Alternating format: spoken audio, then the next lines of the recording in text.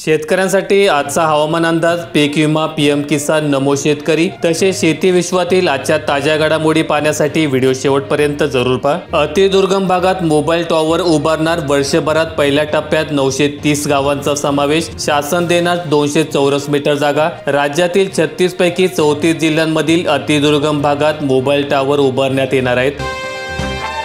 राज्याला उद्या आणि आज अतिवृष्टीचा इशारा, रायगड, रत्नागिरी, पुणे आणि सातारा घाटांना ऑरेंज अलर्ट, संपूर्ण राज्याला 17 तारखेपर्यंतचा येलो अलर्ट।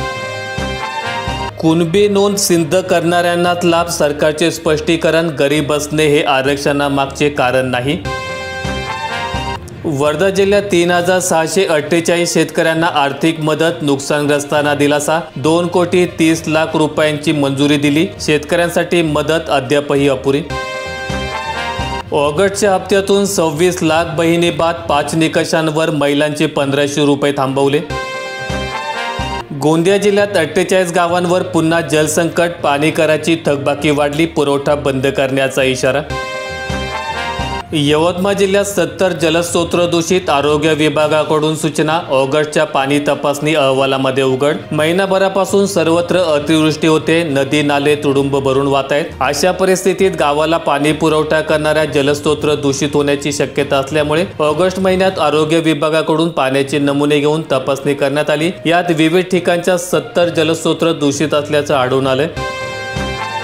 वणीच्या उपबाजारात 3540 क्विंटल कांदा आवक, उपबाजारात मिळाला 1495 रुपयांचा कमाल दर।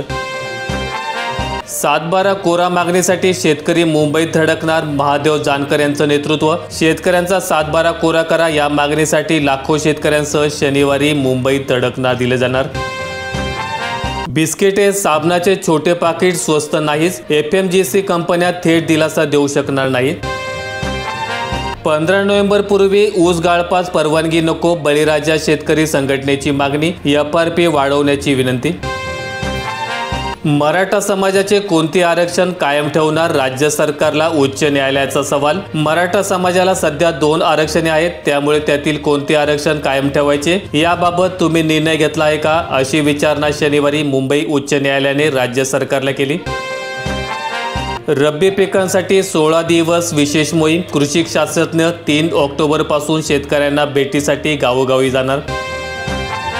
पैठण तालुक्यात ढगफुटी सदृश्य पाऊस, 20 गावांचा संपर्क तुटला। राज्यात पुन्हा एकदा मुसळधार पावसाने हाहाकार माजवण्यास सुरुवात केली। यात संभाजीनगर, परभणी, हिंगोली आणि धाराशिव जिल्ह्यात जोरदार पाऊस होत असल्यामुळे जनजीवन विस्कळीत झाल्याचं पाहायला मिळतंय।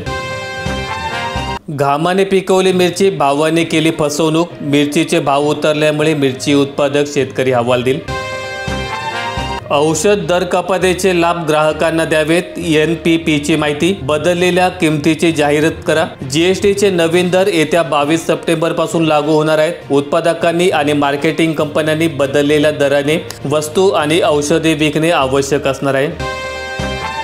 चंद्रपूर जिल्ह्यात पावसाचा हाहाकार, भद्रावती, वरोऱ्यात अतिवृष्टी, विद्यार्थी पुरात अडकले, जिल्ह्यामध्ये पूरपरिस्थिती, रेल्वे बोगद्याच्या पाण्यात अडकली बस। राज्यातील ॲलोपॅथी डॉक्टर गुरुवारी संपावर जाणार, होमिओपॅथी डॉक्टरांच्या नोंदणीवरून नवीन वाद। सप्टेंबरच्या मध्यातच नांदेड जिल्ह्यातील पावसाने वार्षिक सरासरी ओलांडली, ओल्या दुष्काळामुळे लोकप्रतिनिधींकडून मदतीसाठी दबाव। महाराष्ट्रात घटस्फोटांचे प्रमाण देशात सर्वाधिक, सामाजिक आणि कौटुंबिक सलोख्याला हादरा देणारी बाब। घटस्फोटांचे प्रमाण 18.7%, 18 ते 44 या वयोगटातील लोकांमध्ये घटस्फोटाचे प्रमाण सर्वाधिक म्हणजेच तब्बल 78% इतके आहे। प्रामुख्याने मुंबई, पुणे, नागपूर अशा महानगरांमध्ये घटस्फोटांचे प्रमाण सर्वाधिक। सोलापूर जिल्ह्यातील मंगळवेढ्यात सततच्या पावसाने खरीप पिकांचे मोठे नुकसान, शेतकऱ्यांची चिंता वाढली। मंगळवेढा तालुक्यात सततच्या पावसामुळे खरीप पिकांचे मोठे नुकसान झाले असून अनेक शेतकऱ्यांना विमा आणि नुकसान भरपाईपासून वंचित राहावं लागत आहे। यंदा लालबाग राजाच्या सोने दानामध्ये 50%ची घट, 10 दिवसात 5,76,00,000 दान मिळाले। यवतमाळ जिल्ह्यातील सर्व शेतकऱ्यांना मोफत वीज, मुख्यमंत्री देवेंद्र फडणवीस यांची घोषणा। यवतमाळमध्ये 11 सौर प्रकल्पांचे उद्घाटन। शेतकऱ्यांना शासन देणार कृषी अवजारे आणि साधने। लातूर जिल्हा परिषद कृषी विभागाची योजना अर्ज करण्यासाठी 22 सप्टेंबर पर्यंतची मुदतवाढ, दिलासा मिळाला। शेडमध्ये साठवून ठेवलेला कांदा सडतोय, शेतकऱ्यांनी फेकला 25 क्विंटल कांदा, भाव नसल्यामुळे शेतकरी चिंतेत। गतवर्षी कांद्याला चांगला भाव मिळाल्यामुळे यंदा लागवड वाढली होती, मात्र कांदा काढणीनंतर कांद्याच्या दरात सतत घसरण होत असल्याचं पाहायला मिळत असून शेतकरी मोठ्या प्रमाणात अडचणीत सापडलेला आहे। म्हणायला गावचे कारभारी केवळ 200 रुपयांचे धनी, ग्रामपंचायत सदस्यांना मजुरापेक्षाही कमी मानधन, तेही मिळेनात। राज्यातील 30,000 लाडक्या लेकी बनणार लखपती, मुख्यमंत्री लेक लाडकी योजना, 15 कोटींची तरतूद, मुलगी 18 वर्षाची झाल्यानंतर मिळणार पैसे। जालना जिल्ह्यात पुन्हा येलो अलर्ट, वादळी वाऱ्यासह पावसाची शक्यता, शेतकरी धास्तावले। जालना जिल्ह्यात ज्या भागात यापूर्वी अतिवृष्टी झाली त्याच भागात पुन्हा जोरदार पाऊस पडत असल्यामुळे शेतकऱ्यांची अवस्था अति झाले अन रडू आले असे झालेले आहे। जिल्ह्याच्या काही भागात पावसाने शेतकरी हैराण झालेले असतानाच काही भागात गरजेपुरताच पाऊस पडलाय, त्यामुळे पावसाची विषम परिस्थिती पाहायला मिळत आहे। बीड जिल्ह्यात मुसळधार पावसाने गावांचा संपर्क तुटला, शेतकऱ्यांमध्ये चिंता, आवश्यक कामाशिवाय बाहेर न पडण्याचे प्रशासनाचे नागरिकांना आवाहन। दराअभावी घेवडा उत्पादक अडचणीत, ढगाळ वातावरणामुळे साठवणूक करता येत नसल्यामुळे शेतकऱ्यांचं आर्थिक नुकसान।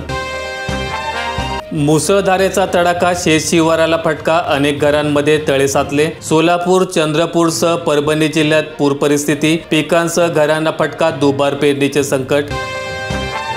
उदगीर तालुक्यात 1 महिना होऊनही मदत मिळेना, तालुक्यामध्ये 8 ऑगस्ट रोजी काही मंडळात अतिवृष्टी झाली होती, तर 18, 28 आणि 29 ऑगस्ट रोजी तालुक्यातील सर्वच मंडळांमध्ये जोरदार पाऊस होऊन अतिवृष्टी झाली। महादेवीचा निर्णय उच्चस्तरीय समितीने घ्यावा, सर्वोच्च न्यायालयाचा आदेश। नांदणी मठाकडे हत्तीनीला पाठवण्यास पेटाकडून मात्र विरोध कायम। माहिती आवडल्यास व्हिडिओला लाईक करून शेअर करा। दररोजच्या बातम्या पाहण्यासाठी आपल्या YouTube चॅनेलला सबस्क्राईब करायला विसरू नका।